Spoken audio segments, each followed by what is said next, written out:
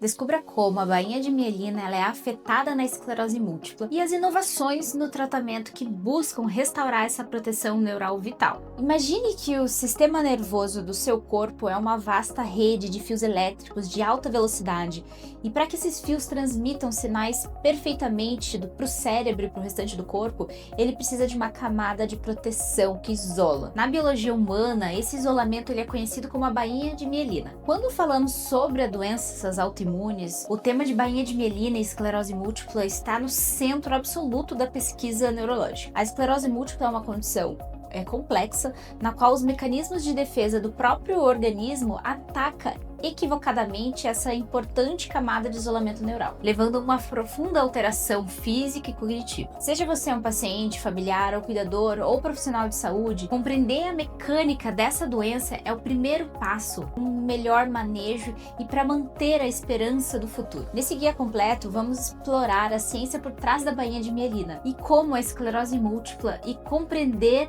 quais são os avanços mais recentes no tratamento médico. O que é a bainha de mielina e por que ela é essencial? Para compreender verdadeiramente a dinâmica entre a bainha de mielina e a esclerose múltipla, primeiro a gente precisa entender como funciona o sistema nervoso saudável. A bainha de mielina ela é uma camada, uma substância gordurosa de lipídios que reveste as fibras nervosas, chamadas de axônio. Essa cobertura ela não possui apenas uma função estrutural, ela é extremamente funcional. O mecanismo da comunicação neural, neurologistas frequentemente eles enfatizam a importância do isolamento elétrico dos axônios. Sem a mielina, os sinais elétricos eles percorrem o nervo disperso do tecido ao redor, tornando uma comunicação lenta ou até falha. A bainha ela não forma um tubo contínuo, ela possui pequenas interrupções que a gente chama de nódulo de Ranvier. Essas estruturas elas permitem um fenômeno biológico extraordinário, que é a condução saltatória dos impulsos nervosos. Em vez de percorrer lentamente em toda a extensão do sinal elétrico, ele salta de nódulo em nódulo, aumentando exponencialmente a velocidade de comunicação entre o cérebro e o músculo ou órgão afetado. A conexão entre a mielina e a esclerose múltipla. A esclerose múltipla ela é definida fundamentalmente pela desmielinização do sistema nervoso central. Isso significa que a doença ela atinge principalmente o cérebro e a medula espinhal e os nervos ópticos. O papel da célula protetora. Para entender como a mielina é mantida, a gente precisa analisar o papel dos oligodendrócitos na proteção dos nervos. Os oligodendrócitos eles são as células especializadas do sistema nervoso central responsável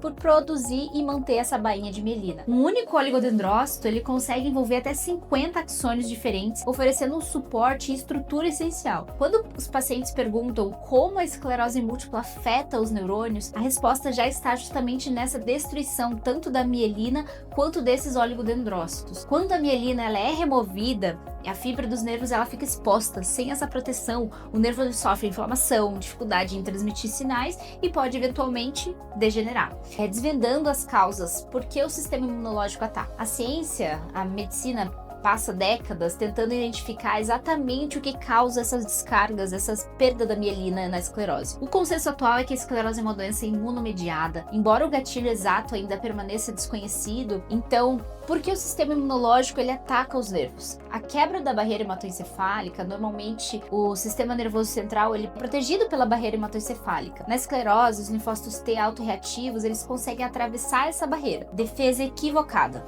Uma vez dentro do sistema nervoso, esses linfócitos identificam erroneamente a bainha de mielina como o invasor e libera substâncias inflamatórias para destruí-la. Fatores genéticos e ambientais. Então, pesquisas acreditam que uma combinação entre predisposição genética e gatilhos ambientais, como infecções virais prévias, especialmente pelo vírus Epstein-Barr, preparam o sistema imunológico para que esse ataque inadequado ocorra. Identificando os sintomas e os diagnósticos. Como o sistema nervoso central ele controla desde a visão até a marcha, os sintomas da perda de mielina ela pode variar enormemente entre paciente a paciente, dependendo da localização das lesões. Os sintomas mais comuns da desmielinização, que é alteração visual, borramento visual, dor ao movimentar o olho, visão dupla, frequentemente devido à neurite óptica, e alterações sensitivas, como dormência, formigamento ou sensação de choque elétrico ao flexionar o pescoço, que é o sinal de lermite. Tem a fraqueza motora com rigidez muscular, espasmo,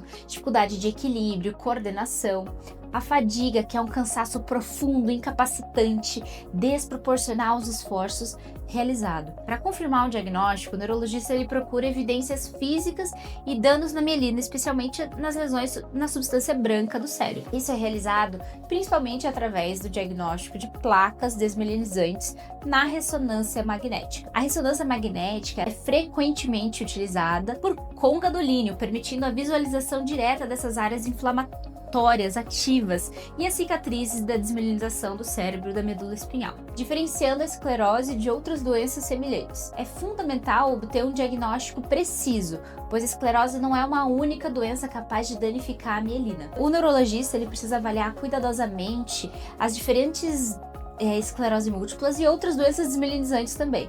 Por exemplo, neuromielite óptica, que acomete principalmente os nervos ópticos e a medula espinhal, mas possui um mecanismo imunobiológico totalmente diferente da esclerose. Tem a síndrome de Guillain-Barré, que faz desmielinização mais dos nervos periféricos, geralmente após uma infecção. A ressonância adequada e análise do líquor ajuda o médico a excluir essas alternativas e estabelecer diagnósticos definitivos da esclerose. O manejo da esclerose múltipla, então estilo de vida, alimentação, vitamina D. Embora as terapias medicamentosas sejam essenciais, o manejo global exerce um papel enorme na qualidade de vida dos pacientes e na prevenção de sequelas de inflamação crônica do sistema nervoso central. A vitamina D, a do sol, que é um dos fatores ambientais mais estudados na esclerose múltipla, tem relação, né? A vitamina D é a saúde da bainha de mielina.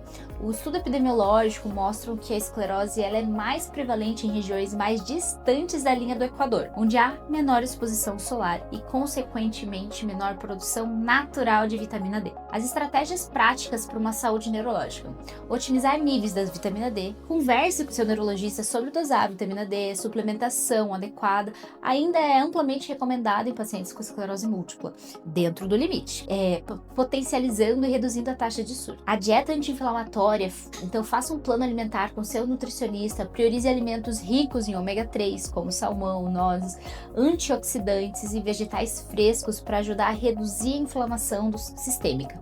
Mantenha-se ativo, fisioterapia e exercícios físicos regulares ajudam na manutenção da força e musculatura e reorganização das vias neurais, sendo essencial para o acompanhamento fisioterápico. O futuro do tratamento da esclerose múltipla, que é a remielinização.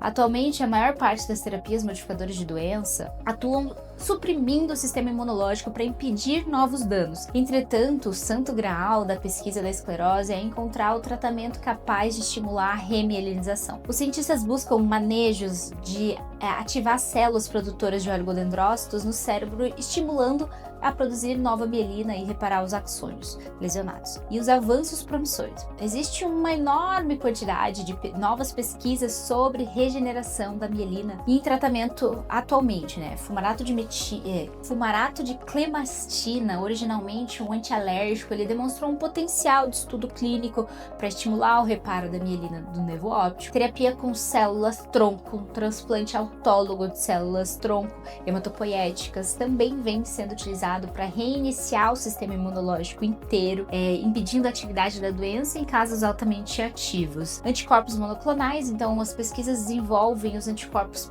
capazes de bloquear a proteína que inibe o crescimento da mielina, permitindo que o cérebro recupere a sua capacidade de reparo. Compreender as complexidades da bainha de mielina na esclerose múltipla pode parecer desafiador, mas entender que a ciência traz autonomia e esperança hoje, a gente sabe que a bainha de mielina é muito mais do que apenas um isolamento. Ela trata-se de um tecido vivo e dinâmico, essencial para o funcionamento saudável do organismo. Embora ainda estejamos desenvolvendo exatamente o porquê que isso acontece, ataca essas estruturas importantes, a medicina moderna ela nunca esteve tão próximo de uma solução mais eficaz. Desde os diagnósticos mais avançados por ressonância magnética até terapias inovadoras voltadas à regeneração da mielina, o cenário do tratamento da esclerose está migrando simples do controle dos sintomas para o reparo ativo do sistema nervoso central. Se você ou alguém próximo convive com a esclerose múltipla, esteja em acompanhamento próximo com sua equipe de neurologia. Cuide adequadamente dos seus níveis de vitamina D e preserve a esperança. O sistema nervoso ele possui impressionante capacidade de adaptação e a ciência finalmente está aprendendo como ajudá-lo a se regenerar.